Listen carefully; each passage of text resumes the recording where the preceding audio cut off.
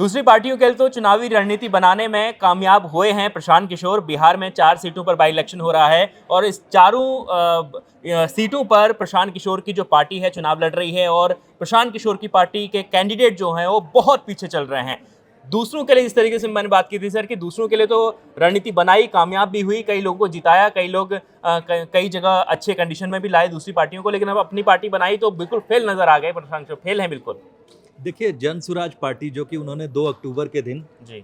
शुरू किया, लॉन्च किया गांधी जी को याद करते हुए, और उन्होंने उसके पहले जो पदयात्रा की, कहते हैं कि प्रशांत किशोर ने जो बिहार के गांव-गांव घूमा और लोगों की पल्स को फील किया, वो शायद उस पल्स को महसूस करने में इन 4, खासकर मैं बात करूंगा, बाई पोल्स में जो है सफल होते हुए नहीं दिख रहे हैं। यही कारण, जैसा आपने कहा, कि बहुत पीछे हैं। मुश्किल से 1500-2000 वोट मैं देख रहा हूं उनको मिले हैं, उनकी पार्टी को। बिल्कुल, मैं आपको बता दूं कि 4 सीटों पर उपचुनाव हो रहा है बिहार में और चारों सीटों पर जो एनडीए के कैंडिडेट हैं, 2 पर बीजेपी के कैंडिडेट हैं, एक में हम यानी मांझी साहब का कैंडिडेट खड़ा हुआ और एक पर जेडीयू का कैंडिडेट, ये आगे चल रहे हैं। और इसमें से जो प्रशांत किशोर की पार्टी है उसमें तरारी सीट से 50,000 वोटों से पीछे चल रहे हैं उनके कैंडिडेट, और उसके अलावा इमामगंज से वो करीब 12,000 वोटों से पीछे हैं और बेलागंज से 37,000 वोटों से आगे हैं और रामगढ़ में भी 37,000 करीब वहाँ पर पीछे चल रहे हैं। लेकिन खास बात यह है कि रामगढ़ एक ऐसी सीट है वहाँ पर जो लीड कर रहे हैं, दूसरे नंबर पे हैं, करीब 800 वोटों से पीछे चल रहे हैं बसपा के कैंडिडेट।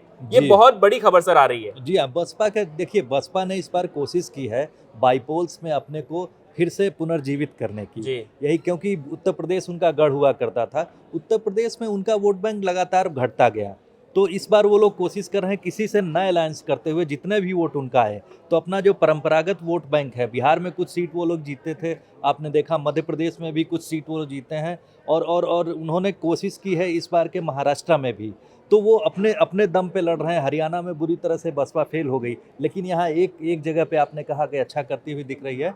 तो बसपा की जो है कोशिश ये है कि जहाँ भी जिस भी तरीके से अपने वोट बैंक को किसी तरह से मजबूत बिल्कुल किया सर, बिहार की रामगढ़ ये सीट ऐसी है जहाँ पर दलित जो वोटर्स हैं बहुत ज़्यादा हैं। ऐसे में जिस तरीके से कह रहे थे कि चंद्रशेखर अब दलितों के नए नेता बन के उभरे हैं, लेकिन चंद्रशेखर का ना यूपी में जादू चला है इस बार, ना दूसरे प्रदेशों में जादू चला है। सिर्फ लोकसभा चुनाव में उन्होंने अपनी सीट निकाली है, लेकिन दूसरे प्रदेशों में कुछ खास नहीं कर रहे हैं। बसपा अभी भी दलितों की पहली पसंद बनी हुई है, ये बता रहा है बिहार का ये वो इस तरीके से आप कह सकते हैं कि बसपा एक पुरानी पार्टी हो चुकी है, उसका एक ऑर्गेनाइजेशन है, और बहन जी यानी कि मायावती जो है जब सामने आती हैं फोर फ्रंट पे, तो उनके आने पर, एक्टिव होने पर वो काडर एनर्जाइज हो जाता है। मैं फिलहाल लौटूंगा जन स्वराज पार्टी की तरफ से, जन स्वराज पार्टी के उसके ऊपर परफॉर्मेंस के ऊपर। जन स्वराज पार्टी जिस तरह से उन्होंने जो अपनी कास्ट मैथमेटिक्स, जो अर्थमेटिक कहते हैं, पॉलिटिकल अर्थमेटिक को सही करने की कोशिश की है, तो कितना होगा ये देखना हो, कितने, सपोज वो चारों में कितने कितने वोट बैंक, वो तो पीछे आपने बड़ी लंबी जो गैप बहुत लंबा बताया, बहुत गैप है सर, ये गैप